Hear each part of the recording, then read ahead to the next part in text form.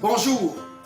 Selon Matthieu 12, verset 37, la Bible dit, c'est par tes paroles tu seras justifié et par tes paroles tu seras condamné.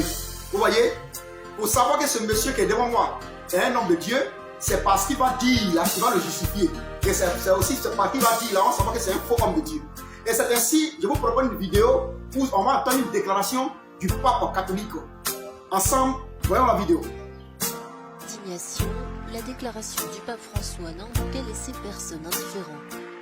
Dans un extrait du documentaire Francesco, un film consacré au souverain pontife et présenté à la fête du cinéma de Rome mercredi, le pape s'est dit en faveur de la création d'une union civile pour les couples gays. Les personnes homosexuelles ont le droit à une famille. Nous devons créer une loi d'union civile pour qu'elle soit légalement protégée, a-t-il ainsi. Si le pape François avait régulièrement laissé entendre qu'il était favorable à ce type de mesures, c'est la première fois qu'il se montre aussi explicite sur le sujet. Mais cette déclaration suscite déjà la polémique chez les ecclésiastiques, mais aussi chez les fidèles, comme ici au Mexique, l'un des pays comptant le plus de catholiques au monde. Cette mère de famille estime ainsi que l'union des couples homosexuels est un mauvais exemple pour les enfants. Je crois bien que vous avez vu la vidéo.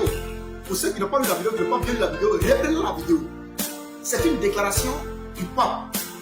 Vous voyez? Et qu'est-ce qu'il dit dans la vidéo? Le pape dit dans la vidéo que lui, il est d'accord pour l'union d'homosexuels. Il dit qu'il est d'accord, on doit permettre à ce que les homosexuels puissent se marier. Ça, c'est ce que le pape dit. Vous comprenez? Il dit que les homosexuels doivent se marier. Et on doit même protéger, on doit voter une loi pour les protéger. Parce qu'ils ont besoin aussi du bonheur. Ça, c'est ce qu'un homme veut dire. Tout à l'heure, je l'ai dit dans Matthieu 12, 37, j'ai dit, c'est de par ta parole. C'est ces paroles qui vont te justifier et ces paroles qui vont te condamner. Alors, on va maintenant passer au travers de la Sainte Bible, cette déclaration-là du pape. Parce que quand Dieu envoie quelqu'un, selon Jean 3, 34, 35, 38, Jean 3, 34, 35, il est dit, celui que Dieu envoie lui donne l'esprit sans mesure. Donc, il va venir dire les paroles de Dieu. Alors, on va passer avec la Sainte Bible à côté, cette déclaration du pape. Je tiens à vous signifier que nous ne sommes pas contre quelqu'un. Mais pour nous, les chrétiens, on est obligé d'avoir pour boussole la Bible. C'est ce que la Bible dit que nous on prend. Alors si tu es chrétien, qu'elle soit ton bord, tu dois être d'accord avec moi une fois que ce qu'on a dit ici, là, écrit noir sur blanc. N'oubliez pas la vidéo, une déclaration. On va passer au fin des Écritures, cette déclaration du pape. Mon frère va prendre 1 Jean 4, 1 et on va lire. 1 Jean chapitre 4, 1 verset 1. 1 Jean chapitre 4, Oui. premier verset. Écoutez bien attentivement. 1 Jean chapitre 4, verset 1. Oui. Bien-aimé, Il dit bien aimé. n'ajoutez pas foi N'ajoutez pas foi à tout esprit, à tout esprit, mais mais éprouvez les esprits on doit éprouver les esprits pour savoir pour savoir. s'ils sont de Dieu. C'est clair. Pour savoir si quelqu'un est de Dieu, on doit éprouver si la personne qui parle à l'esprit qui est en lui là vient de Dieu. Et c'est n'importe qui. Il n'y a pas parce qu'il est prêtre, il n'y a pas parce qu'il est pasteur, mais une fois que tu te dis c'est de Dieu, tout ce que tu dois dire là doit être éprouvé. Et c'est pourquoi dans Actes 17, verset 1 à 2, quand Paul était arrivé à Béret, les chrétiens éprouvaient ces dires-là au travers de la Bible, au travers des écrits. Vous voyez, et c'est ce qu'on va faire. Et dans ce 1 Jean 4, verset 1 là, il est dit ici que si quelqu'un vient à toi, il faut éprouver ce qu'il dit dans la parole de Dieu. Juste pour signifier que cette déclaration, on va voir si la Bible est d'accord avec. Vous voyez, prenons Ephésiens 5, 11, 13. Éphésiens chapitre 5, verset 11. Écoutez très bien le verset qui vient maintenant. Et ne prenez point part. Le pape dit que dans sa déclaration, que tous ceux qui sont homosexuels ont le droit de se marier et il faut qu'on vote une loi pour les protéger. On va voir maintenant par ce verset-là, qu'est-ce que la Bible dit d'un serviteur de Dieu, qu'est-ce qu'il doit dire. Disons.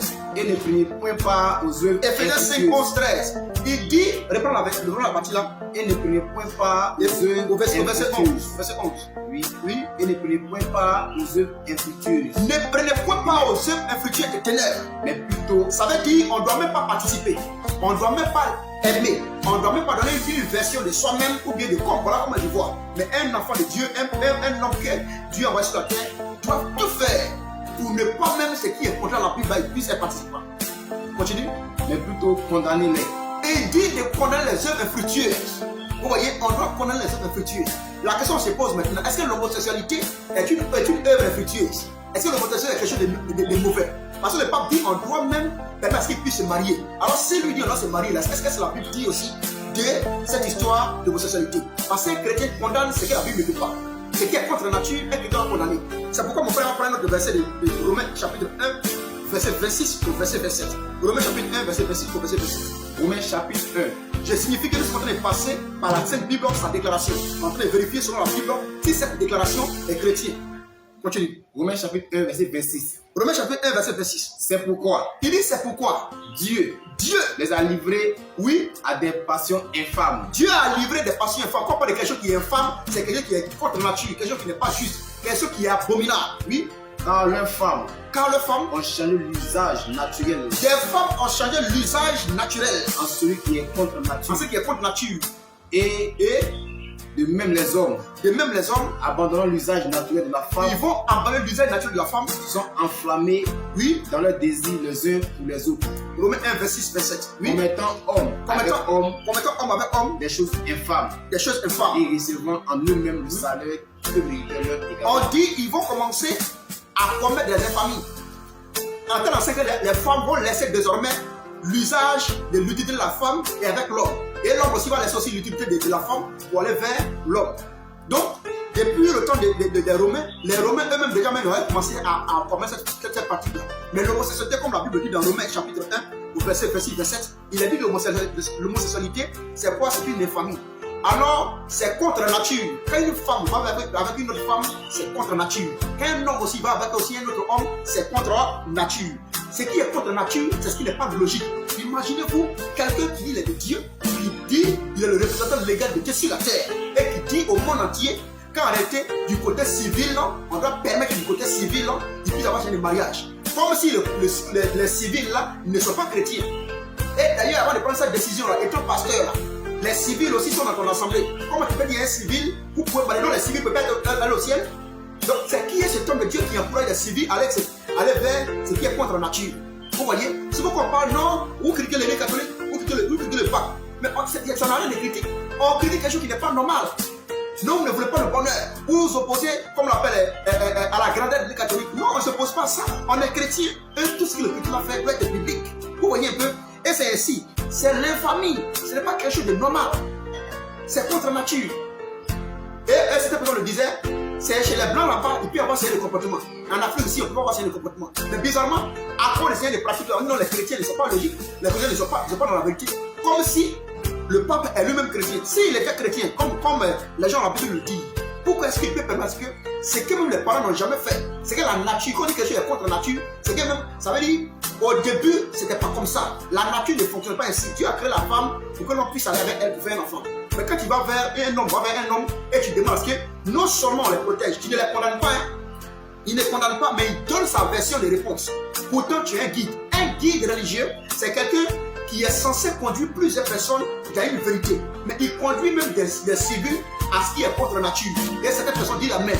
Non, c'est le représentant légal de Dieu. Ce qu'il dit est clair. Pourtant, la Bible n'est pas participée aux œuvres là, mais de les condamner. L'homosexualité n'est pas juste. On va prendre un autre verset. Vous allez voir que ce qui n'est pas juste. Lévitique 18 au verset 22, au verset 27. Lévitique 22. Lévitique 18. Lévitique 18, verset 22. Oui. Tu ne coucheras point avec un homme. Dans Lévitique 18, verset 22. Parce que ce qui est hier vert aujourd'hui, si vous ne savez pas, ce qui est hier vert aujourd'hui, c'est qui est rien de nouveau sous le soleil. Vous voyez, si hier l'homosexualité était condamnée, aujourd'hui ça doit être condamné. On va voir hier, qu'est-ce que Dieu a dit de l'homosexualité pour que quelqu'un puisse dire qui vient de lui, en ayant d'accord dans son point de vue, pour qu'on puisse protéger même cette loi d'homosexualité. Continue. Tu ne coucheras point avec un homme comme on couche avec une femme. On dit un homme ne doit pas coucher avec son propre comme on couche avec une femme. C'est une abomination. C'est quoi? C'est une abomination. C'est quoi? C'est une abomination. Une abomination. Quelque chose qui est abominable là. Un homme de Dieu ne peut pas dire, moi voilà ce qu'il voit mon point de vue là. Il n'a pas dit que c'est de manière générale. Parce que certaines personnes disent que le pape n'a pas généralisé ça. Il a dit simplement que c'est une histoire, c'est son point de vue. Mais un homme de Dieu, quand il ouvre la bouche là, c'est l'esprit de Dieu qui est en lui. Il va faire sortir des paroles de Dieu en lui. À quel moment un homme doit faire sortir des paroles qui n'ont rien à voir avec l'écriture? On dit ce n'est plus moi qui vis, c'est le Christ qui vit en moi. Alors si lui, il vient dans la part de Dieu, il ne doit pas même accepter, il ne doit même pas se prononcer sur quelque chose qui est abominable. Le jour où il se prononce sur quelque chose qui est abominable, il doit condamner ça. Parce que la Bible dit, condamner les œuvres infructueuses. Sinon, Éphésiens 5, verset 11 à 13. Voyez-vous? Continuez. Tu ne coucheras point avec une bête pour te suer avec elle. Mais Si un homme comme ça dit, on doit coucher, il permet et il demande à ce qu'on puisse louer, on puisse même applaudir l'union des homosexuels et puis voter une loi pour qu'on puisse les protéger. Il peut aussi demain accepter la zoophilie. Et ici déjà, on parle de ça, on ne parle de ça. On ne doit même pas coucher avec un animal. Donc, si tu permets aux êtres humains normaux, des hommes aller vers les hommes, et tu leur dis, que tu acceptes que chacun est libre de faire de son corps ce qu'il veut, c'est qu'en réalité, 1 Corinthiens 3, 16, qu'on appelle, doit être mis ailleurs. Parce que le corps de l'homme est le temple de Dieu. Donc l'homme n'a pas le droit de faire n'importe quoi son corps. Et c'est ainsi là, c'est ça, c'est une des choses là qui encourage la zoophilie, la pédophilie.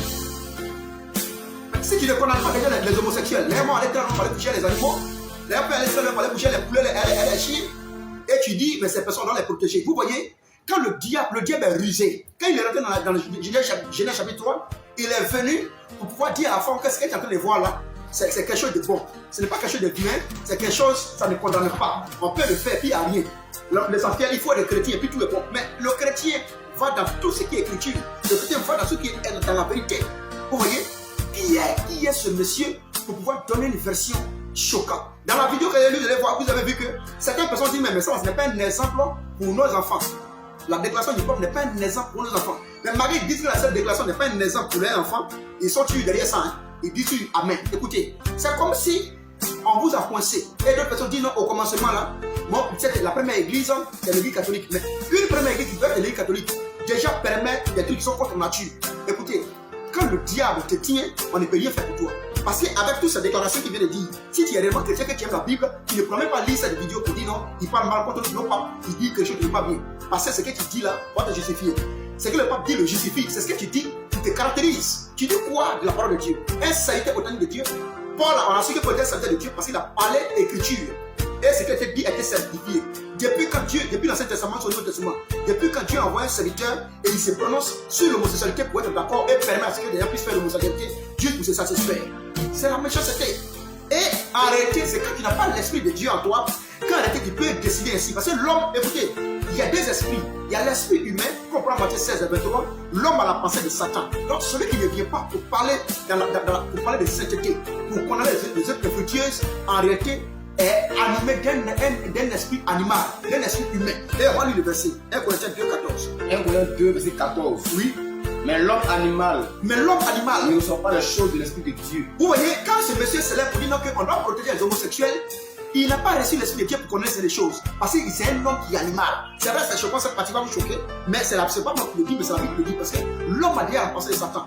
Vous voyez, quand tu lis le Romains chapitre 1, verset 25 jusqu'au verset 4 qui descend, on dit qu'il faut ce qu'on appelle l'animosité.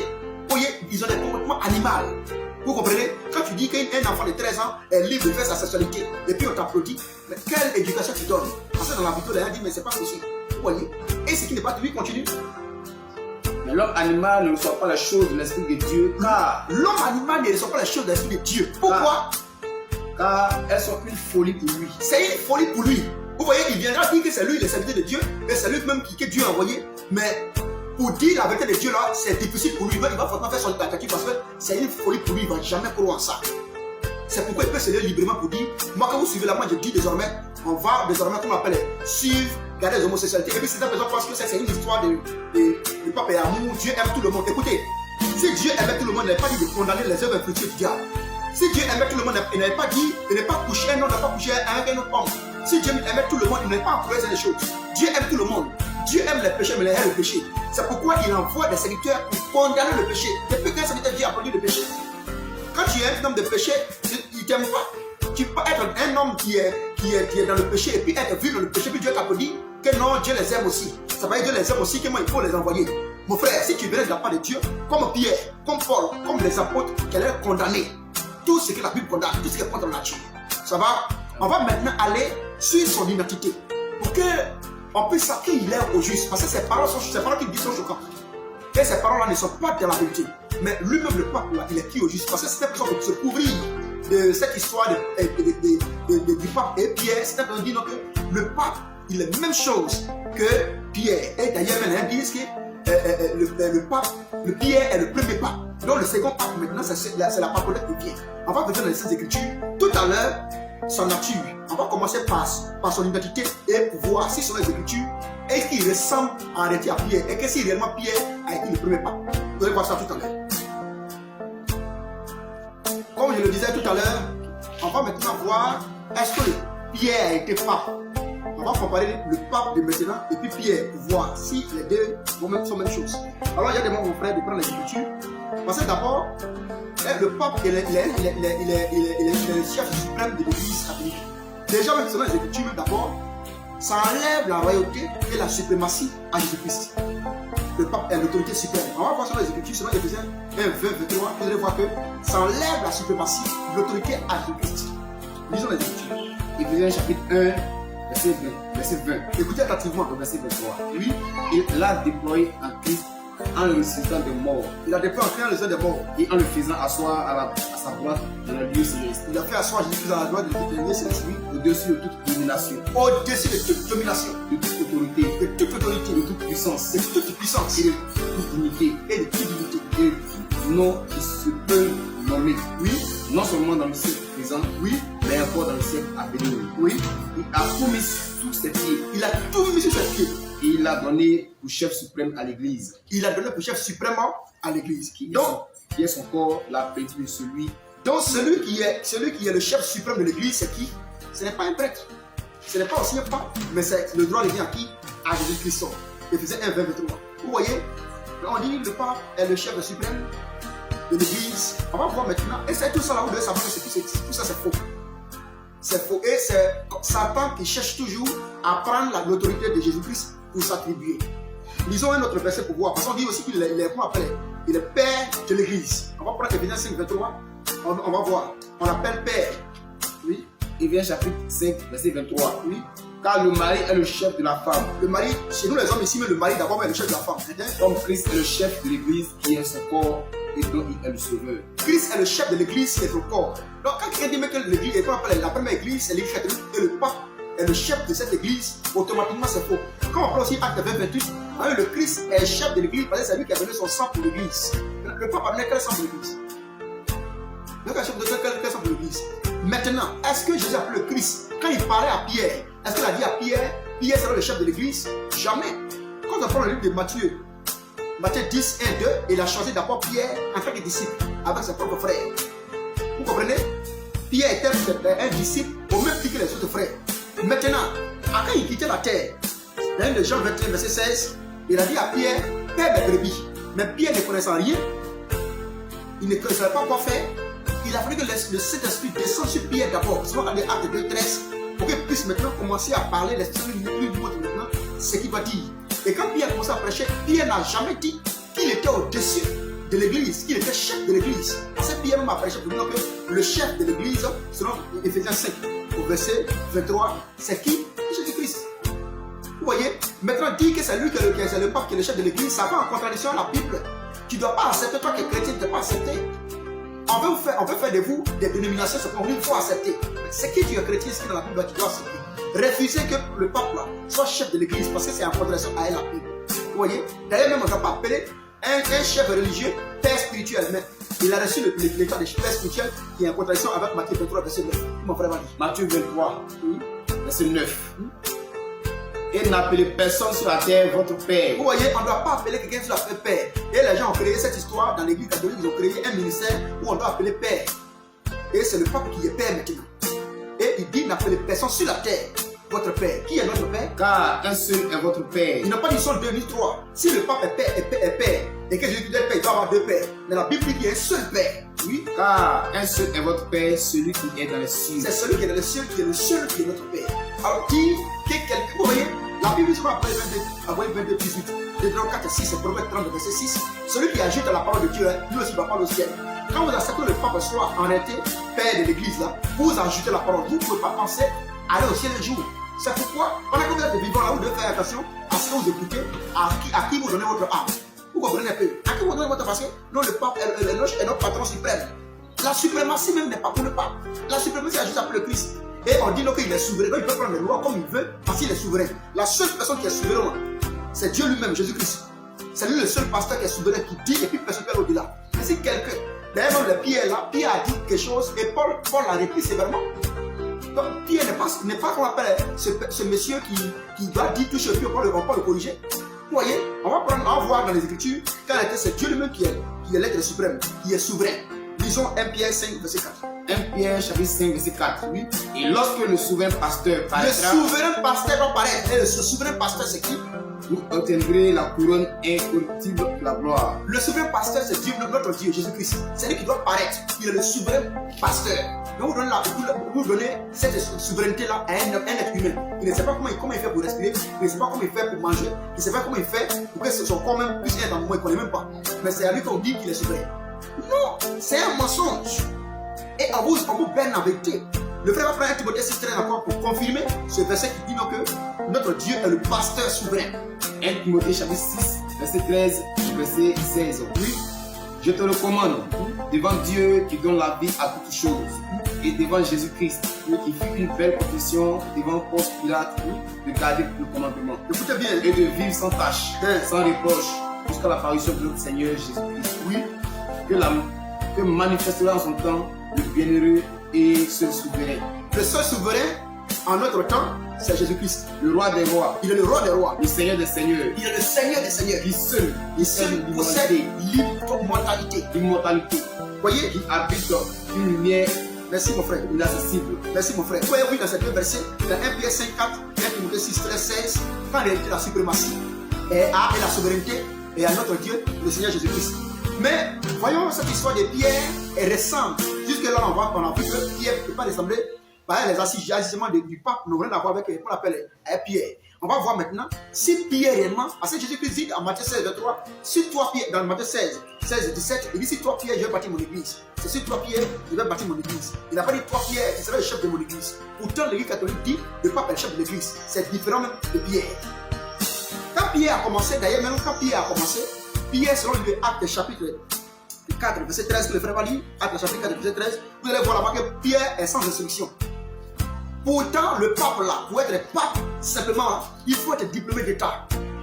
Pour être diplômé d'État, pour être simplement prêtre, il faut faire 10 ans de formation. 10 ans de formation. Vous imaginez, pour être simple prêtre, il faut faire 10 ans de formation. Imaginez-vous maintenant pour voir les cardinals. Pourtant, selon Acte 4, 13, Pierre est sans instruction. Pourtant, le pape est un homme qui a des diplômes d'État. Il est superment instruit. Entre eux, il y a quelle communion de... C'est une différence. Lis Acte 13. Acte 4, 13. Oui. Lorsqu'il vit l'assurance de Pierre et de Jean, il fut étonné, sachant que c'était des hommes du peuple sans instruction. C'était des gens qui étaient sans instruction.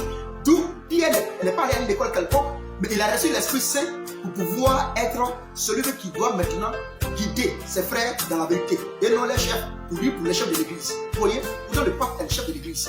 On va le faire rapidement, puisqu'on n'a pas assez de temps. Vous allez voir aussi que ceci aussi montre et prouve qu'entre Pierre et puis qu'on appelle le pape, il n'y a pas de Dieu. Il n'y a vraiment pas de Dieu. D'ailleurs, quand on prend le livre de Matthieu 17, verset 24 à 27, Pierre n'avait pas d'argent, il était sans sous. Quand on prend aussi ce même verset, qu'on appelle Acte chapitre 3, verset 1 à 8, c'est des gens qui étaient sans argent. Pour payer même simple impôt, même ils ne payaient pas. Dans Matthieu 17, verset 24 à 27. Dans Acte 1, 8, lui et puis Jean, ils marchaient, ils ont vu quelqu'un qui était malade. Il dit, je n'ai ni or, ni argent, mais je te déclare pour marcher. Et quand il ouvrait un peu, le pape est seigneur en matière de richesse. Tous ces pieds qu'il a, Pierre ne pouvait pas en avoir. Il ne pouvait pas en avoir.